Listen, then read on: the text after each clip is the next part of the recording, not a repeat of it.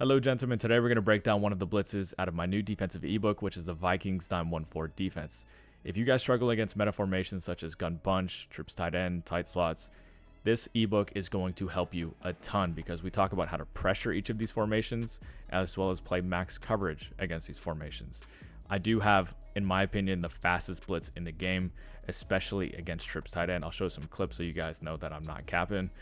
But yeah, that blitz is insane. It can come in versus a blocked running back, and it can work against different formations too. Sometimes you just have to move people. But yeah, that's not the blitz we're going to talk about today. I'm going to keep that one exclusive to the ebook. The blitz I'm going to talk about today is going to be DB Sting, and we're going to use it against gun bunch. It can be used against whatever formation really. I just think it's better against bunch because you don't have to move people in. But if you guys want the full ebook, that's on acemadden.com. Go check it out. Now let's get into the breakdown. Okay, so let's go ahead and talk about DB Sting now. The first thing we're going to do is go to our coaching adjustments, go to the very bottom and turn your zone coverage to match. This is mainly against bunch, I would say. It wouldn't hurt to have your match on regardless of whatever formation you're using this blitz against, but against bunch specifically, we do use match and you'll see why.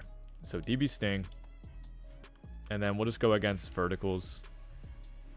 And the blitz is very simple. It's kind of like a cover zero.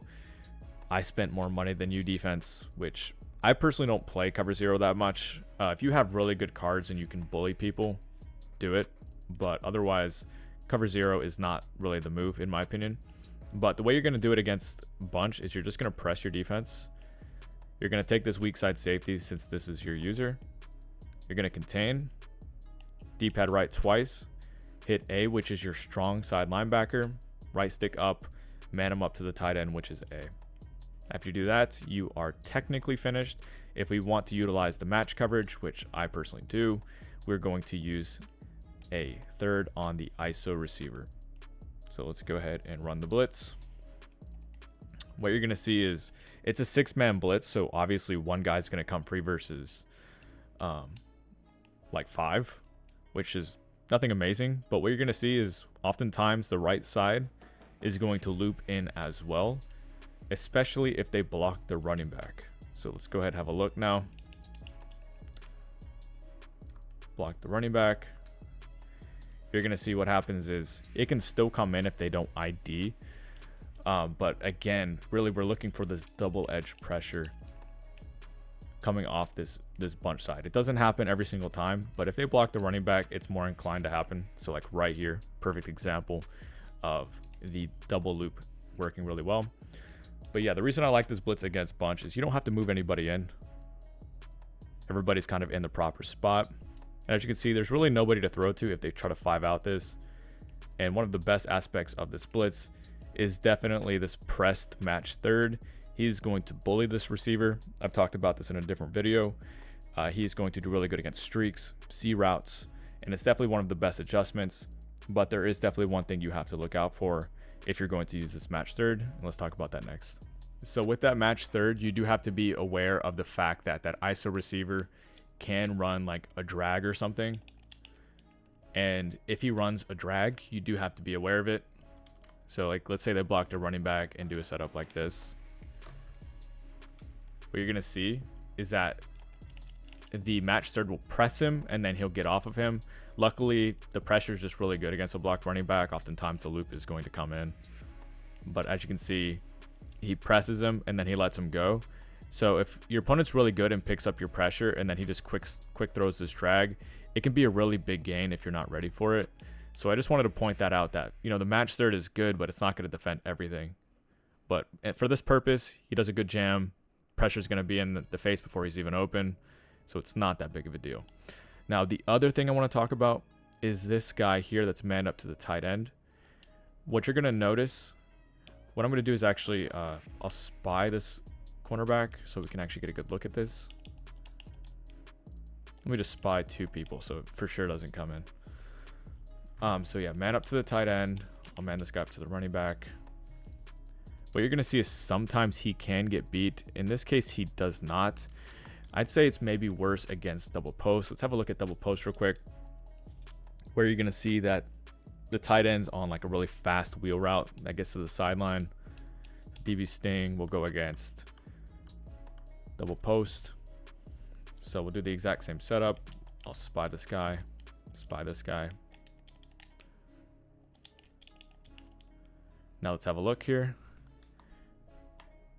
So right here, he ends up getting bumped and stuff, and he doesn't get out there. My point I'm trying to make with this is sometimes since he's mugged up here, sometimes he can get caught up in traffic and the tight end can get wide open. That's what I'm trying to show. It happens sometimes, not all the time. It's just worth mentioning. In the event that, you know, you really want to make sure that tight end is covered, he keeps beating you or something, just spread your linebackers, get him off the line, and then man him up. And the blitz will still come in pretty nicely, just like this. Let's have a look.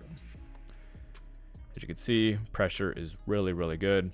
I'll do that one against a blocked running back so you guys can see. Oop, did not mean to do a cloud flat over there. Just stand right here, block the running back. Oop, and this guy up to the tight end. As you can see, comes in really nicely. Now, don't get me wrong. You could probably pick it up with some extra pass protection, sliding, ID, whatever. I don't know the exact pass protection for it, but I'm sure you can. So it's not going to always come in versus a blocked running back. But the other things we should talk about are, you know, gun flippers. Like if they flip their formation, all you're going to do is if they flip their formation, you're just going to flip with them. And what that does is it's going to reset your play basically. And then you can kind of just set it up again. And then the last thing I want to talk about is how to use this against random formations. So we're going to go against tight Y off, which is pretty random. And it's going to be a little bit different than gun bunch, but you know, the blitz is pretty much the same, but the coverage is different. If you just hold RT and look at the man responsibilities, you're going to see that everybody's manned up to the guy across from them. So I don't really need to make any coverage adjustments. The running back is unmanned, but I can just use this guy that's mugged in the gap and just take away the running back myself. So I'm not really worried about any of these guys. I'm cool with how the coverage looks. I can just contain, and then I have the option to kind of bring this guy in to a contain. That will help the loop come in. Let's go ahead and look. We get the double edge pressure. So just make sure he's in a contain. Block the running back. Sometimes the pressure will not come in, but what you're going to see is what's really cool about this blitz is since we have a 4-man overload against certain formations, you're going to see the offensive line has to really kind of shift over there. And what that'll do is the nose tackle will be completely unblocked for quite some time. The left guard eventually gets over to him. But what this is going to do is if it gets picked up, you're still in the quarterback's face and you can cause pressure inaccurates. Now, again, you don't have to bring that guy into a contain. It's not completely necessary. It does help the loop come in.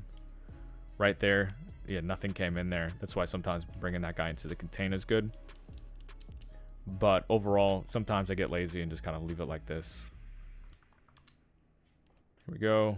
Nose tackle has really good interior pressure. Even if it gets picked up, it's going to be pretty good. Anyways, that's going to be it for the Blitz breakdown. I hope you guys enjoyed. Please drop a like if you did. And if you guys want to start getting more stops on defense, check out the full defense on acemadden.com. It's the Vikings dime 1-4 defense. You will start slowing down these meta formations such as bunch, trips tight end, and tight slots. And it'll just be a lot easier for you because I've done hours upon hours of work on how to stop these specific formations. Part 2 will be coming soon. I hope you guys enjoyed. I'll see you guys later.